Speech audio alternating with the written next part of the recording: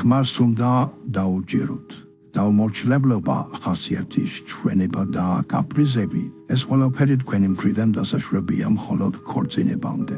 ხოლო როცა უკვე გათხოვდი და ქმარმას მიგიღო შენი ამ ყველა კაპრიზით, უნდა გახდე მორჩილი ცოლი. ამის წყალობით კეთილდღეობა იქნება ოჯახში. როცა მორჩილი ხარ, მთელი პასუხისმგებლობა მამაკაცია, პრობლემებს იცხვენს.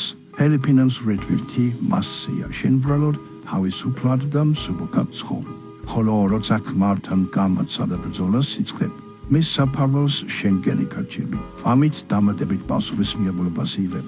ამის შემდეგ კი ქალები ამბობენ, სანამ ცოლად გავფევი, ასეთი და ასეთი ვიყავი. ახლა კი 40 წლის ვარ, შემდგარი და ძლიერი ქალი ვარ.